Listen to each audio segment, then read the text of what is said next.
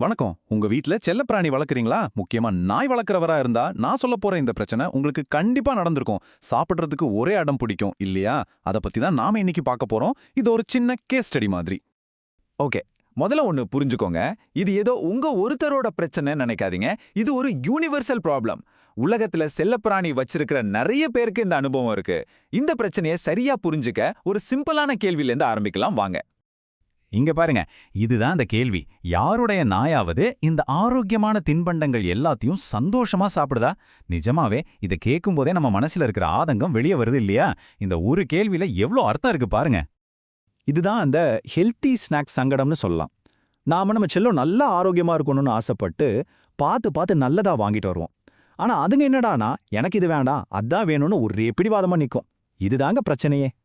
இந்த மாதிரி ஒரு சங்கடத்துக்கு ஒரு சூப்பரான உதாரணம் இருக்கு. எல்சான்னு ஒரு நாய். அதோட ஓனர் இந்த பிரச்சனைக்கு ஒரு முடிவு கட்டலான்னு ஒரு டெஸ்ட் பண்ணி பார்த்தாரு. ஆனா ரிசல்ட் என்ன தெரியுமா? 10ல 0. வாங்க, அது என்ன டெஸ்ட், ஏன் அப்படி ஆச்சுன்னு பார்க்கலாம்.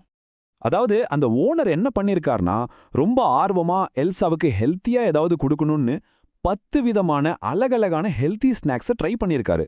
காய்கறி, பழம்னு ஏகப்பட்ட வெரைட்டி. பார்த்தா நல்ல முயற்சி மாதிரி தானே தெரியுது. ஆனா ரிசல்ட் 10ல 1 2 கூட இல்ல, ஒரு பெரிய 0. ஆமா, கொடுத்த 10 ஸ்நாக்ஸ்ல ஒன்ன கூட அந்த எல்சா தொட்டு கூட பார்க்கலையாம். என்ன ஒரு கம்ப்ளீட் ஃபெயிலியர் பாருங்க. இது அவரே சொல்றாரு பாருங்க. நாங்க 10க்கு 0 என்ற நிலையில இருந்தோன்னு. இந்த விரக்தியில ஒரு சின்ன காமெடி இருக்கு இல்லையா? நம்மள பல பேருக்கு இந்த மாதிரி அனுபவம் கண்டிப்பா இருக்கும்.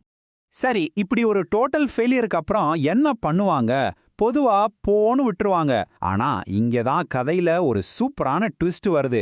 அந்த விரக்தியிலிருந்து ஒரு புதுமையான யோசனை பிறக்குது. அப்போ அடுத்த ஸ்டெப் என்ன? உங்க மனசுலயும் இதே கேள்விதான் வருதா? 10 ஸ்நாக்ஸையும் வேண்டான்னு சொல்லிருச்சு.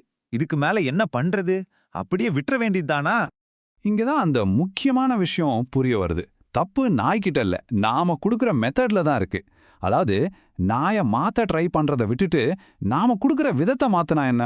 அந்த ஹெல்தியான விஷயங்களை அதுக்கு ஏற்கனவே பிடிச்ச ஒரு சாப்பாட்டோட கலந்து கொடுத்துட்டா, அட இது செம ஐடியாவா இருக்கே.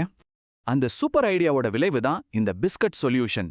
இது சும்மா ஒரு தீர்வு மட்டும் இல்ல, ரொம்பவே கிரியேட்டிவான ஒரு வழி. வாங்க அதை பத்தி இன்னும் கொஞ்சம் டீட்டெயிலா பார்க்கலாம். பிளான் ரொம்ப சிம்பிள் ஆனா ஸ்மார்ட். ஸ்டெப் 1, எல்சா வேண்டான்னு சொன்ன அந்த ஹெல்தி பொருட்கள் எல்லாத்தையும் எடுத்துக்கணும்.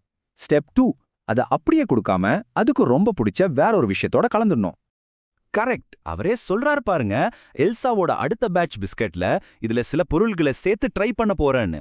அதாவது அதுக்கு பிடிச்ச பிஸ்கட் செய்யும்போது பிடிக்காத ஹெல்த்தி சாமானையும் அதுல தெரியாம கலந்து விட்டுறது. இது சூப்பரான டெக்னிக் இல்ல, ஹெல்த்தும் டேஸ்டும் ஒன்னு சேருது. அப்போ இதுல இருந்து நாம கத்துக்க வேண்டிய முக்கியமான விஷயம் என்னன்னா, விடாமுயற்சி தான். ஆனா விடாமுயற்சினா ஒரே விஷயத்த திரும்ப திரும்ப செஞ்சு தோத்து போறதில்ல. ஒரு வழி சரி வரலைனா கொஞ்சம் கிரியேட்டிவா யோசிச்சு வேற வழியில முயற்சி பண்றது தான் புத்திசாலித்தனம். கடைசியா ஒரு கேள்வி உங்களுக்காக. இந்த கதையில வர்ற மாதிரி உங்க செல்ல பிராணியோட பிடிவாதத்தை சமாளிக்க நீங்க என்ன மாதிரி கிரியேட்டிவான வழிகளை எல்லாம் யூஸ் பண்ணிருக்கீங்க? கொஞ்சம் யோசிச்சு பாருங்க. உங்களுக்கும் இந்த மாதிரி சில சூப்பர் ஐடியாஸ் வந்திருக்கும். சரி, நாம அடுத்த பகுதியில சந்திக்கலாம்.